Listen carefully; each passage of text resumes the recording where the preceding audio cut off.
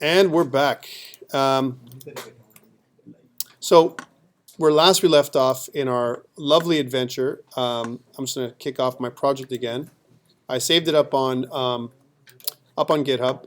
We added a plane to our project. So if I go back to Unity, and if I kick off my COMP305 Winter 2016 Mail Pilot demo that we're doing, and it comes up, I want to make sure, sometimes what I want to do is double click on my main scene. Typically it'll open, but if I double click onto it, it'll open this main scene, right? Okay, cool. So I've got my plane, and I've got my ocean, right? And I've got some pretty good motion in here. What I want to do is, and by the way, we handled really two of the most important things. A background to give us the illusion that something is moving, and the scrolling background is one of the requirements in your assignment number 1. I'm asking you to make it go right and left. Thank you.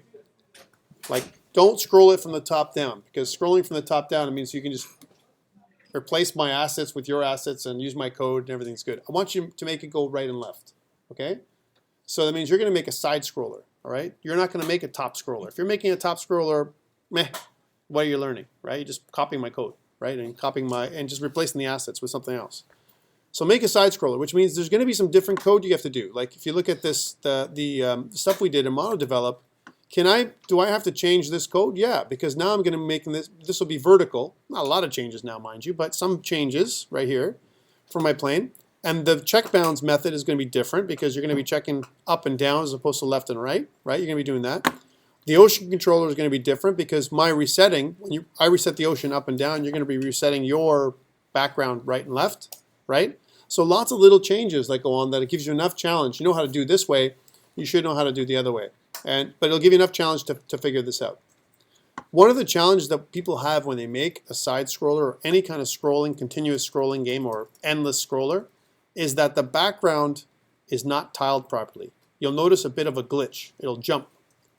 And what we want to try and do is find a tiled background that'll work for a scrolling game. And the way to do that, of course, is to look it up, right? So if I say, tiled background for 2D, right? It has there's some images up there that give you tiled backgrounds that you can kind of use. Like this one's not bad. This one looks pretty good. Now this one is for some kind of platformer. Be careful because remember you're making a game, and if you use this one, I'm just going to choose this one for a second, right? You're not going to have a lot of unless your object is flying. Let's see if I can get in there. Right? Be careful with this one. Unless your player is flying, you're only going to be limited. No, this is no good. You're only going to be limited in this particular case from the ground to the bottom of the ground, like very limited motion up and down, because you can't be up here. Unless your player's like a flying player, he can't move up here. Right? That's one thing you can't do because that doesn't make any sense. And I'll dock marks from you for that. So watch what your background looks like. If your background looks like this, make sure your player looks realistic when he's moving around it. Now remember, you're not making a platformer, right? Although you could make it appear that he's on a platformer, right? Your platform assignment is next, assignment 2. So don't kill yourself trying to make it a platformer. Pick a background that makes sense. Some people pick some kind of road, right? A road that goes right and left. Or they pick some other kind of space background or whatever because they want to kind of create a space background. But something that repeats is what you want to find. And something that tiles nicely so that you don't see the beginning and the end. This one would tile badly. How come? Because you see there's half a tree here. So when you go to this side, all of a sudden half a tree appears, right? Because it goes from this side and it goes to the end and then half a tree again. And it would kind of skip. Like your background would look kind of weird, right? Actually, to be honest with you, even our background here skips a little bit. Let's see how this looks, but it's very mild. It's very, very subtle. So here, tell me when it skips. See it? See it? It's so subtle. It's mild, right? Don't want to get worse than this. This is bad, all right? But it's not so bad that it's undoable. You probably wouldn't notice unless I pointed it out, right? That's what I want your background to look like. If your background skips, that means you haven't picked a background that is continuous or it's not a tile. It looks like someone's drawn a background and one way to do it also is to put a space between the beginning and the end. Like for example, I might have like some kind of sky if I'm flying and I have some clouds. But guess what? When I first start my background and when I end my background, there's no clouds, just blue. Looks like it's continuous, right? But actually it's not, right? So there's different ways of doing that. that background. Some people don't put any detail in their background. That doesn't satisfy my requirements. My requirements say you must have a scrolling background. All right. If your background scrolling is one solid color, how can I tell that you're scrolling? It doesn't look like anything's happening, right? You're not. It looks like you're not moving at all, actually, right? It's an illusion. So you have to create this illusion with some kind of scrolling background, some kind of repeating background over and over again. And there's different techniques to do that. Okay. Let's add in our another object. We're going to add in our island, and let's do the same thing. So we're going to go into our sprites, and this time I'm just going to drag and drop, just like we did last time. So I'm going to take my island, but I need to modify my island. I got to change my units to 1, because it can't be not 1100, 1 pixels per unit, right? And I want to change my filter mode from bilinear to point, and I want to keep everything else the same and click on apply. Good, there's my island. Now my island's been modified. I want to drag and drop my island sprite into my hierarchy like this, right? Here's my island. I'm going to rename this thing with a capital I, island, just to keep the same as everything else. There we go, island. So ocean, plain, island. Notice how my island is here, but that's not what I want my island to do. I want my island to start off screen. In fact, I want it to start somewhere up here. And if I zoom into my island to see, I want to be pretty accurate. So maybe around there. And if I notice, it's around 270 pixels. And then what I want my island to do, right, is when it falls down, similar to my ocean, it's going to come to here, to this point, which is going to be off screen. If you have, by the way, if you have Unity 4.x, you won't be able to see the screen boundary, the camera. So it's minus 270. So minus 270 and 270 looks like the boundaries. That looks identical to my ocean script. Identical. Like everything's the same. It falls and it resets every single time. Right? That's one of the things that are identical. So I can almost copy my ocean script. Hint, hint, if I'm copying a script, what should I be doing? I should be inheriting from it, right? Because everything that my island can do, my ocean is doing, and then some, which means I can inherit from ocean and then add additional properties for my island. I could do that. But how can I inherit from a script? We're not going to talk about it in this session, and we're not going to talk about it for assignment 1. It's much more complex than you think, right? So let's leave it alone and just copy the script for now. So we have to get an understanding of what's happening, and later on, we will instead of copying our script, we'll make it so that we create a new one, or we inherit one. Okay, so here's our plane controller, and here's our ocean controller. I'm going to right-click, and if you notice, there's some options to create a new one. That's what I'm going to do here. I'm going to do the same thing as last time. So create a new C# script. And I'm going to call this thing island controller. This is a very simple way of doing it, by the way. And again, I'm going to take my island controller and attach to my island by dragging and dropping. There we go. There's my island controller. But I'm going to take my ocean script. I'll go to my own ocean script here. And I'm going to grab everything that's inside my ocean controller and all the way to the bottom. So anything between these two curly braces, I'm going to grab everything, copy paste. So I'm pretty much going to use everything, right? I'm just going to have to change a couple things. And again, this you think about when I'm doing this, you're thinking about inheritance, which you should be thinking. You're like, wow, this is so inefficient. How come he's not using inheritance? You should be thinking that, right? But we're going to talk about inheritance later. This is too much for you right now. All right, so we're taking all this stuff, copying it. And what I want to do, go back here, is double-click on my island script, right? And I want to go between these two braces here and paste it. Now I have a script for my island. Okay, some things don't apply, right? For example, we said instead of minus 480 and 480, right? We don't want that. We want to minus 270 and 270. So this is minus 270. We'll change that number. It's almost like I can make that a variable instead of hard coding it. That's another thing I'm thinking about as I'm doing my script. I'm putting it out there to you guys, so I want you to think about when you're making your script, say, can I make this something I can reuse? Your mind as a developer should be thinking that, right?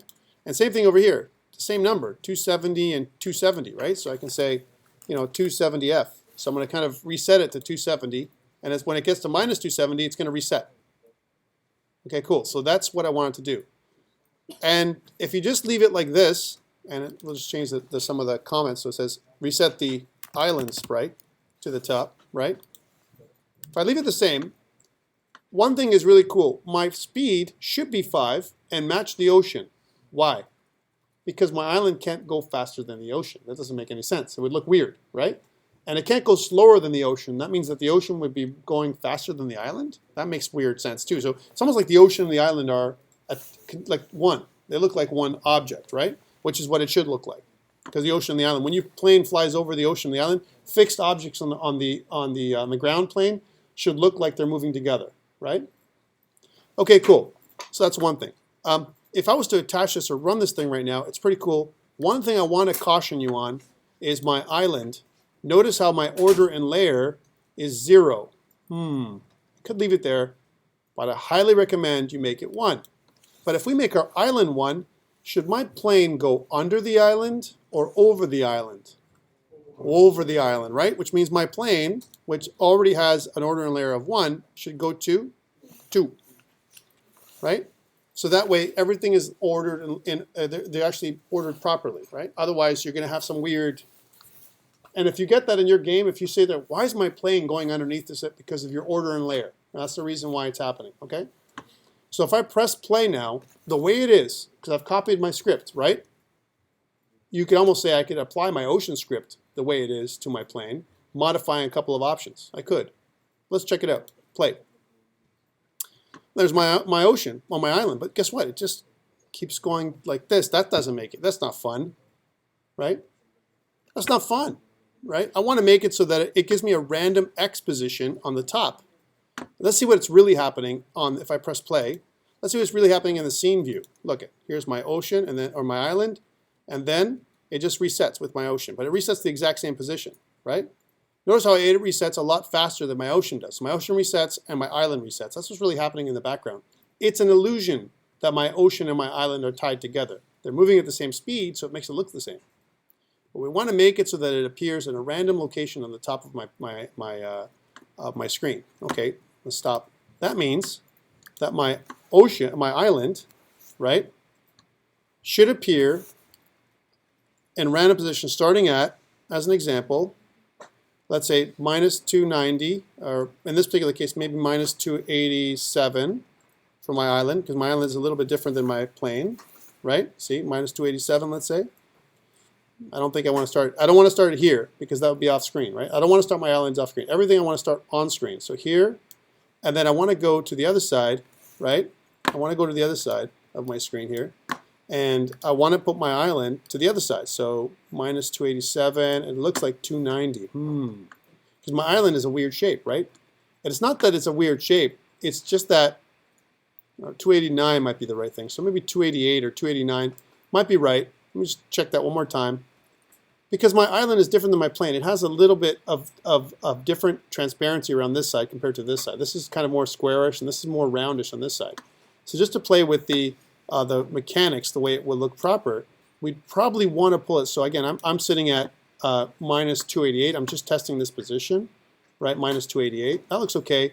And then let's see if I can go to 288 on this side, right? So yeah, 288 looks like the right number. Minus 288 and 288. Okay, cool. And I'll just reset this being back to my position would be 0. All right, so minus 288 and 288. So what I want to do is I want to create a random exposition. How do I do that? Any ideas?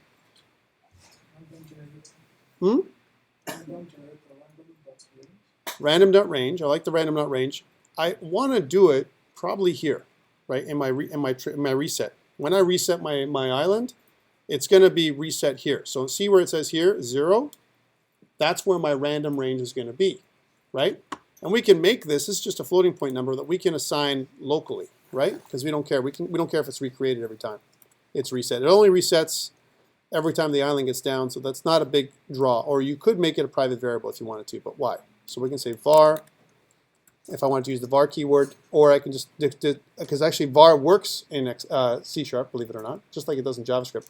But we don't need to do that. We just have to declare its type. So float, and then we're going to say, we'll call this thing x, or position.